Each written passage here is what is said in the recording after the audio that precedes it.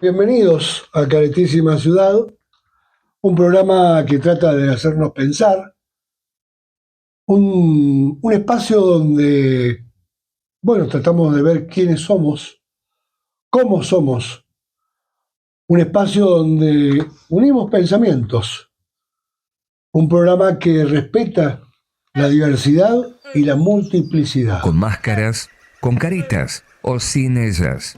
Caretísima Ciudad. Una mirada sin máscaras.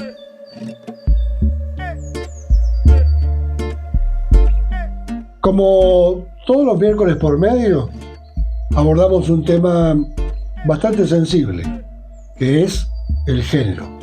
Y para eso invitamos siempre a nuestra columnista María José Mundet, que está con nosotros. Bienvenida a Caretísima Ciudad. Hola, ¿qué tal? ¿Cómo están todos?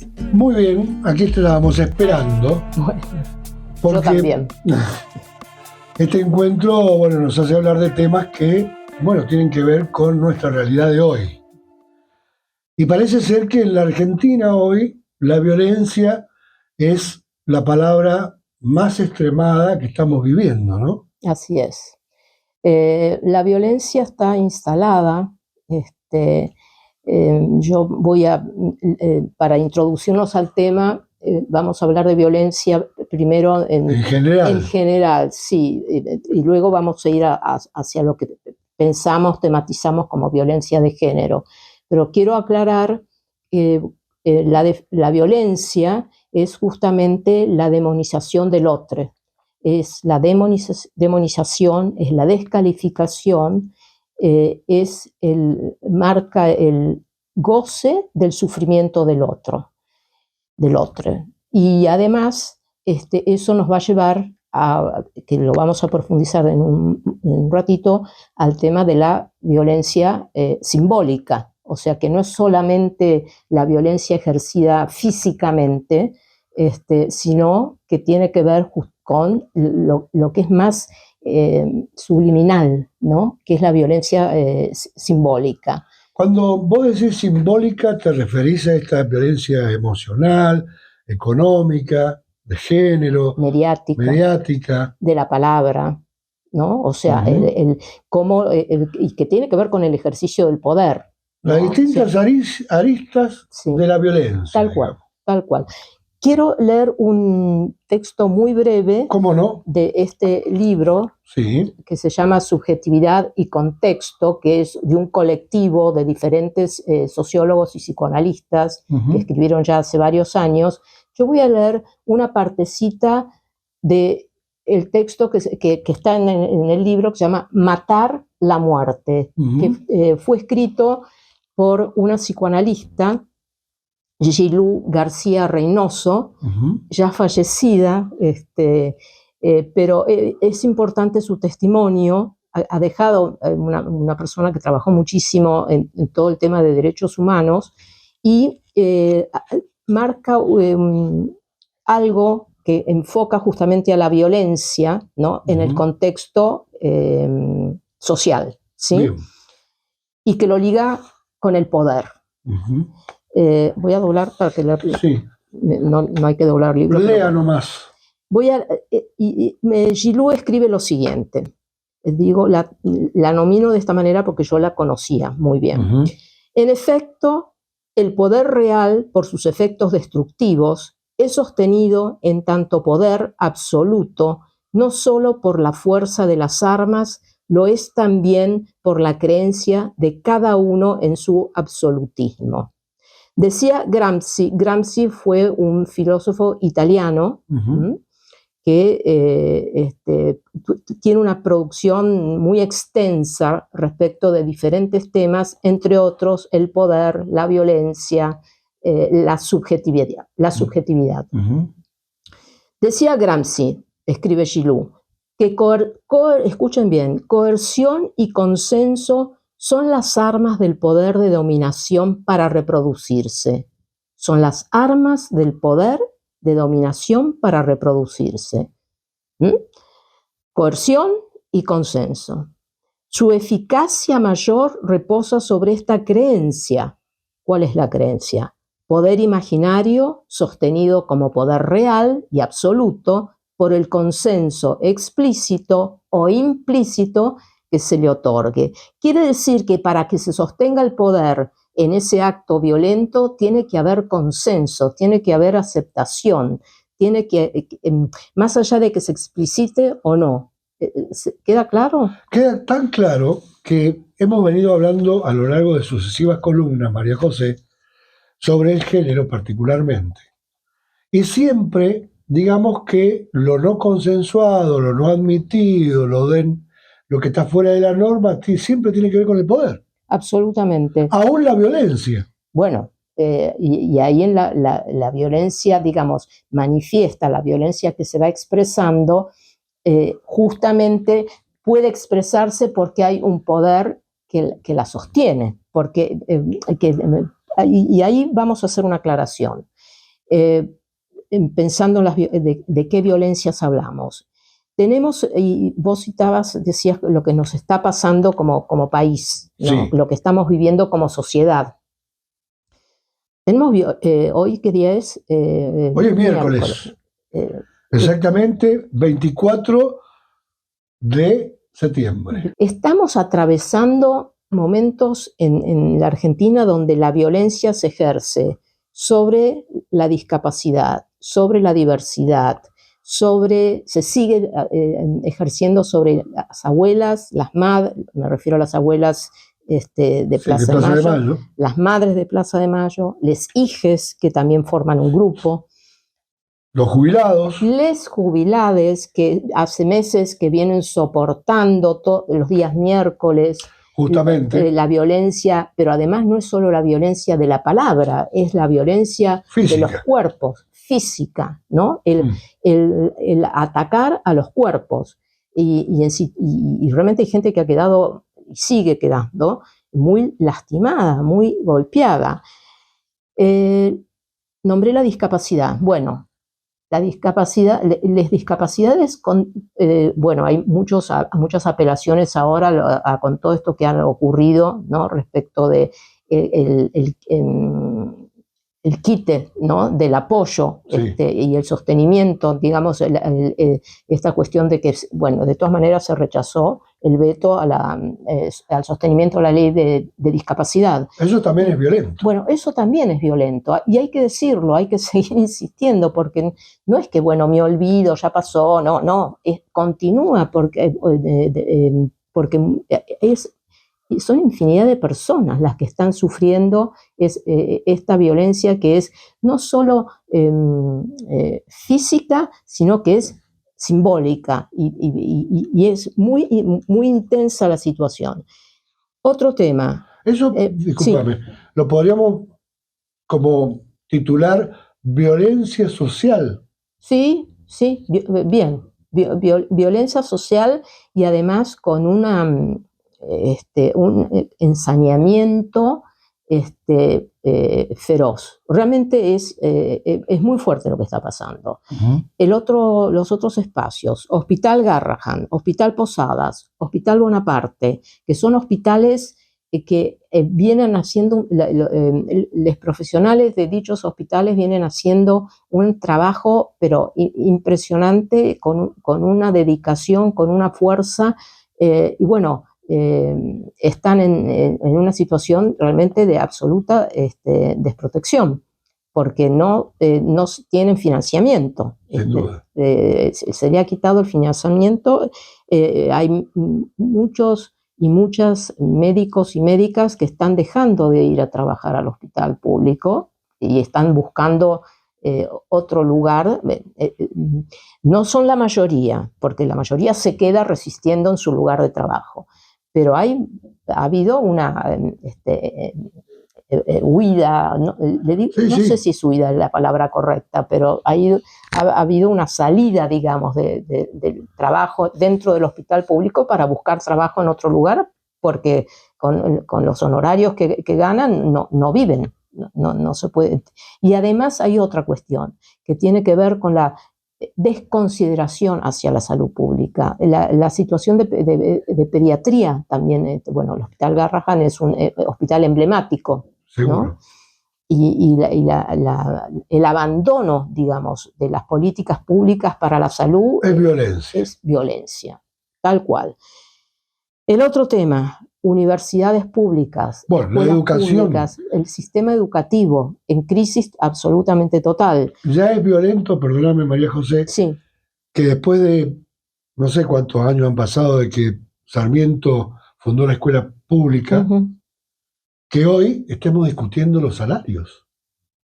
Eso sí que es violencia. Absolutamente. Y más es la violencia simbólica, ¿no? Porque no necesariamente es que porque fueron a una marcha y les pegaron en la marcha, que esa es la violencia física directa, no tiene justificativo de ninguna clase. De ningún tipo. A mí me pone muy nerviosa hablar de esto, ¿no? Pero hay que hablarlo. Sí.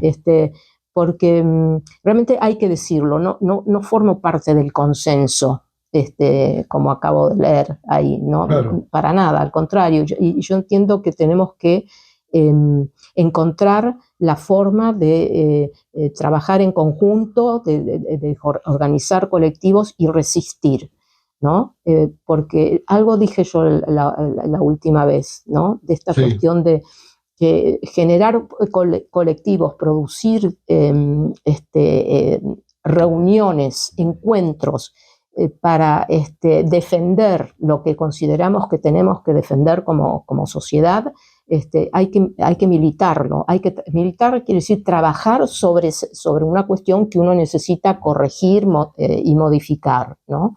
Entonces, me parece que no tenemos que hacer como que no pasa nada. No tenemos que ignorarlo o decir, bueno, ya está, que sea lo que sea. No. Hay que seguir insistiendo. Y eso tiene que ver con algo que quería mencionar, ¿no? Que el poder tiene una contrapartida, ¿no? Que es la posibilidad de descubrir la posibilidad de la resistencia, de que aparezca un poder que resista al poder que viene a agredir, a maltratar, a violentar.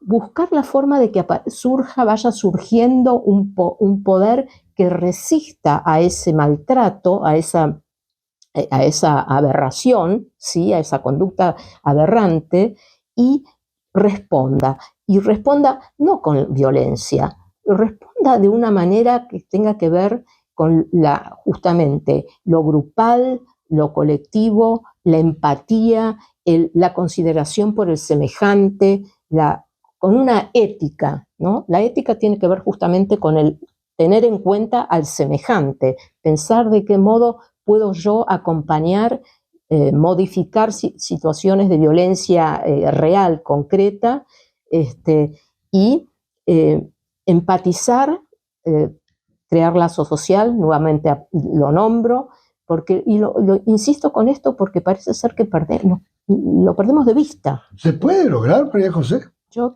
tengo, ¿No es utópico eso? No, bueno, las utopías son valiosas, ¿no? Sí, seguro, justamente porque si uno no tiene utopía, ¿no? No moviliza el deseo. La utopía quiere decir no tener lugar, ¿no? Claro. Entonces, lo utópico, ¿no? Es justamente el no lugar, y tengo que buscar ese lugar posible, generar ese lugar posible, para poder modificar, para poder cambiar lo que no está bien. Y lo que no está bien en este caso es justamente esta cuestión de violencia generalizada, porque es generalizada, Claro. digamos así, contra todo público. Se ha instalado, además. Está instalada. María José, cuando hablamos de la violencia del poder, situándonos precisamente en el gobierno de turno, por ejemplo, si la violencia baja de ahí, es esperable que todo el sistema social sea violento. Porque digo, ¿se contagia la violencia? Y sí.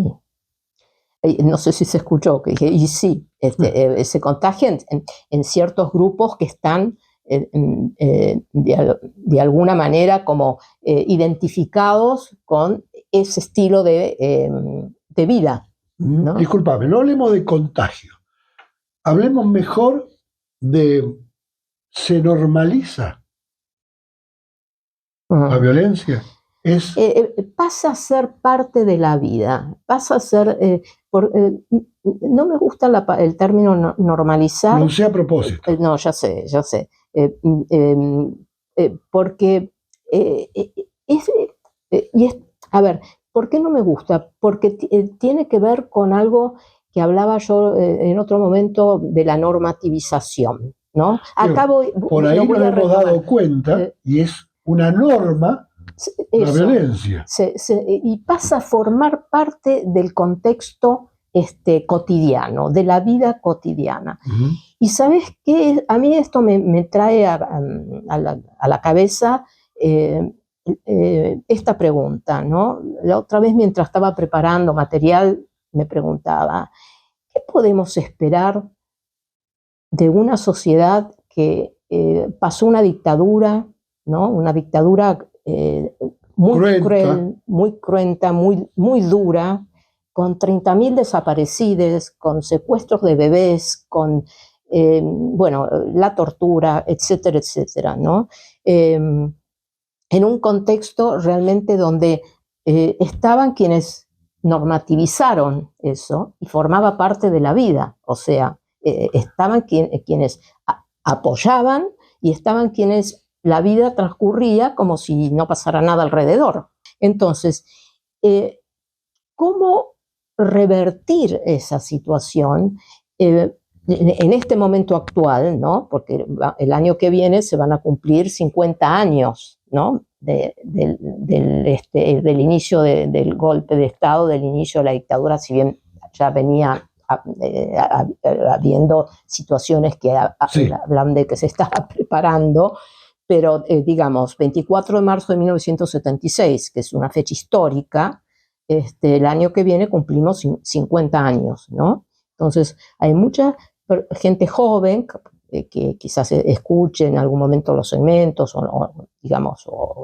los lee, mire un poco, que quizás, que gente muy joven que no pasó esa época, no la vivió. Entonces es nuestro deber histórico recordarlo, tenerlo siempre presente, porque fue un momento de una violencia realmente atroz, brutal, y de alguna manera a mí me hace pensar en esta cuestión. Si ahora estamos viviendo un momento violento, realmente de mucha violencia, de mucho destrato, de mucho maltrato, de mucha descalificación, ¿cómo hacemos para revertir, ¿no?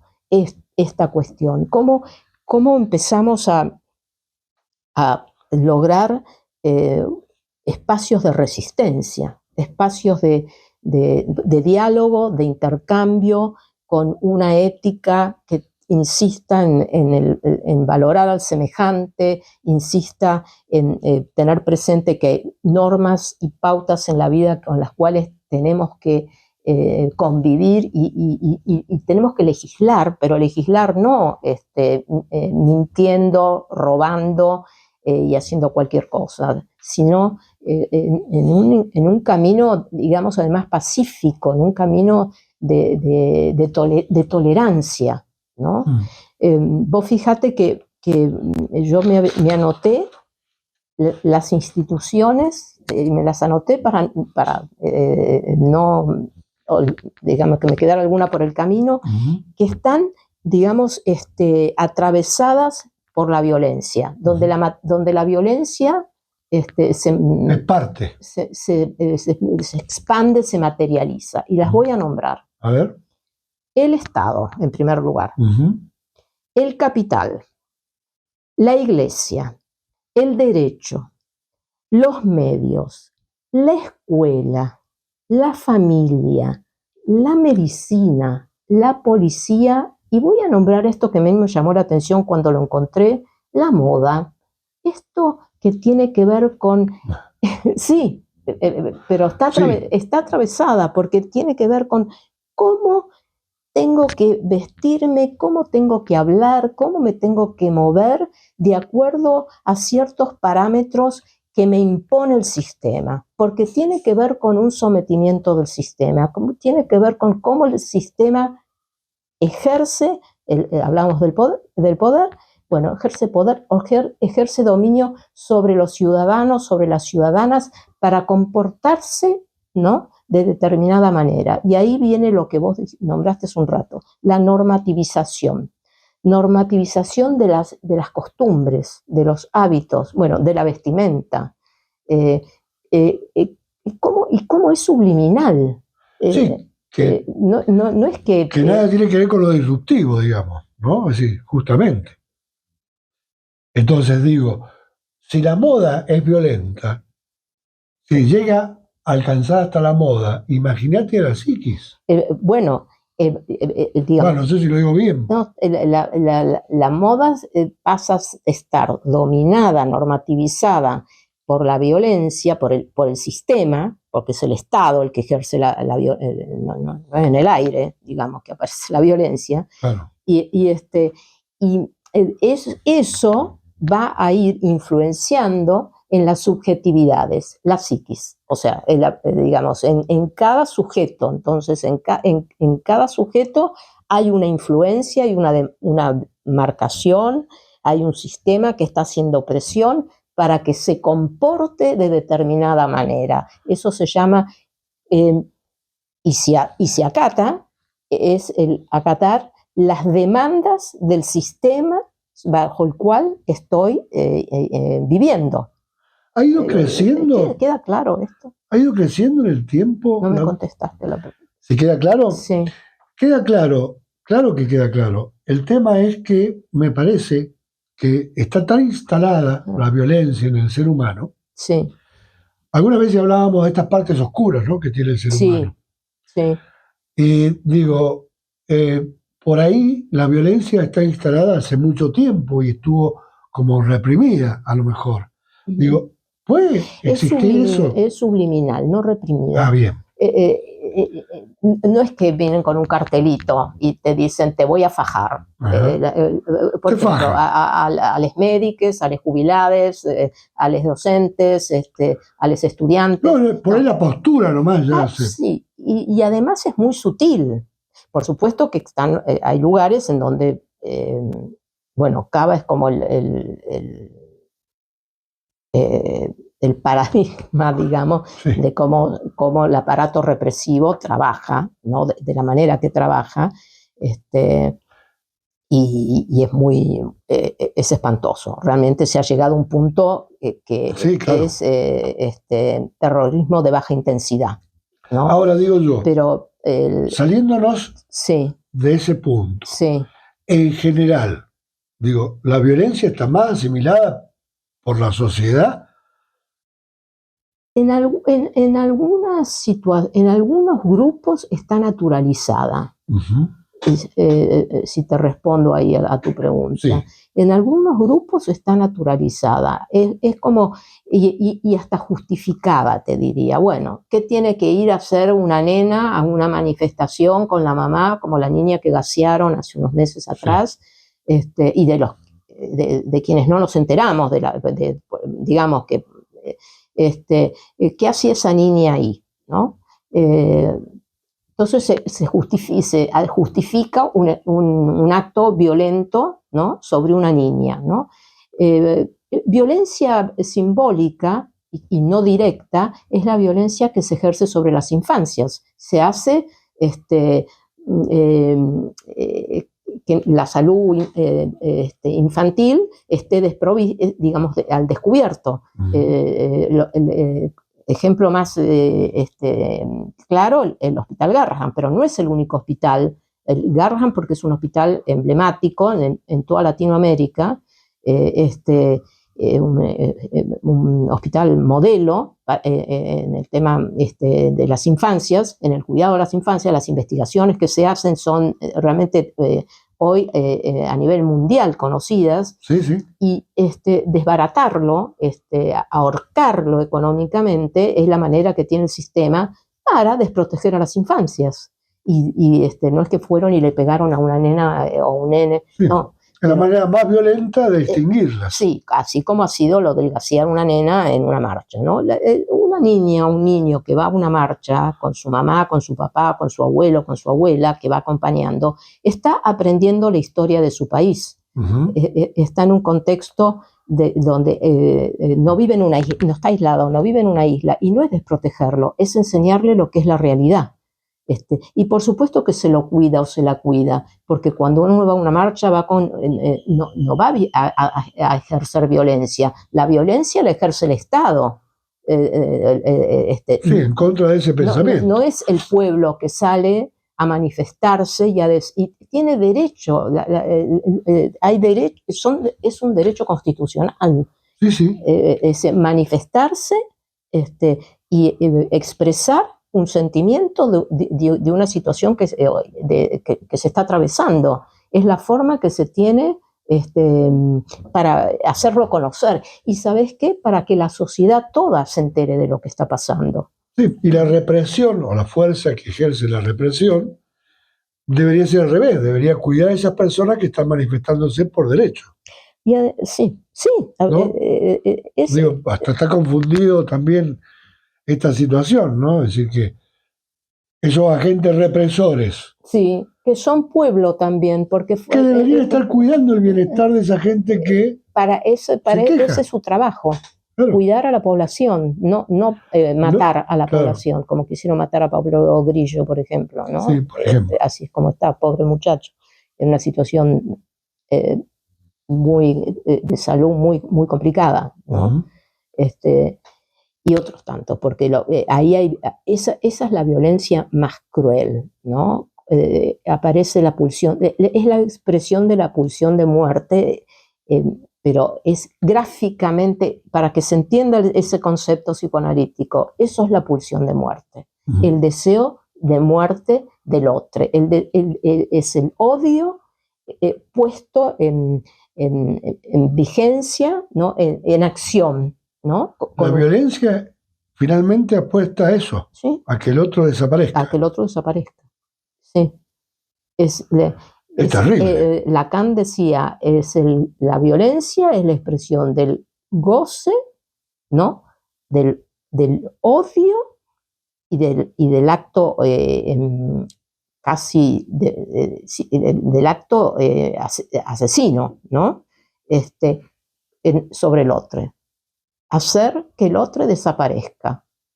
Claro. Eso es la violencia, en su máxima expresión, ¿no? Y hay goce ahí. Se goza con el odio. Ejerciendo la violencia hay un goce. Hay un goce. Es muy fuerte. ¿En todo ser humano? Sí. En todo ser humano. Que lo tenga consciente o no lo tenga consciente es otro cantar. Están los que gozan conscientes, los que torturaban durante la dictadura, con la picana, con lo que fuere. Eso gozaban. El submarino, todos los métodos que tenían. Eso era goce puro. Y era el ejercicio de la pulsión de muerte, era la puesta en escena de la pulsión de muerte. Hacer parir en cautiverio y robar el bebé, pulsión de muerte en escena. Bueno, María José, yo pensé que íbamos a empezar a hablar particularmente de la violencia, pero bueno, nos llevó casi toda una columna a hablar o posicionarnos qué es la violencia, ¿no? Ahora voy a un tema mucho más álgido, que seguramente vamos a abordar en el próximo encuentro, porque seguramente ahora tenemos algo con que cerrar este encuentro de hoy. Bien. Donde en el próximo encuentro seguramente vamos a empezar a hablar de la violencia de género. Bien, sí, ya nos vamos a enfocar en la violencia de género. Y como nos vamos a enfocar la próxima vez en la violencia de género, yo voy a leer ya una poesía que tiene que ver con las mujeres. Pero recuerden que somos las mujeres. Sí, ya sabemos que ese concepto está arraigado en vos. No traje una poesía o un fragmento puntualmente vinculado a la violencia en sí, que en la violencia... Por un lado te digo que menos mal. Porque todo lo que me parecía que podía leer es muy fuerte. Y dije, no, hagamos... Por eso dije menos mal. Sí, hagámoslo más suave. Y entonces, como la próxima vez vamos a hablar de violencia de género, voy a leer algo sobre las mujeres. Es un poema escrito por mi compañero, por Jaime. Bueno, se llama Mujer. Luchadora incansable, dueña de esa comprensión basada en el pensar en el otro antes que en sí.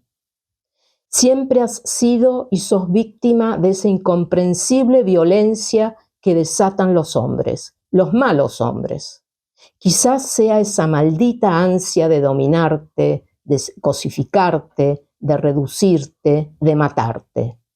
Quizás sea el pánico por sentirse inferiores frente a esa tu capacidad de entenderlo todo.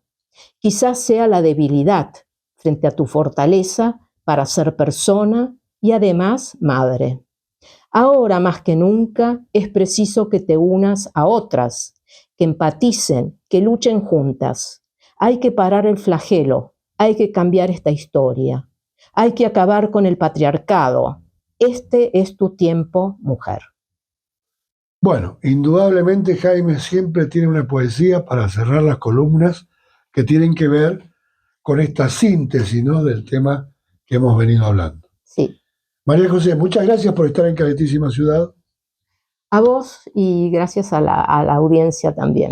Que nos sigue cada miércoles con este tema tan, bueno, contrastante, ¿no?, que es el género y la multiplicidad. Nosotros nos encontramos el viernes. Gracias.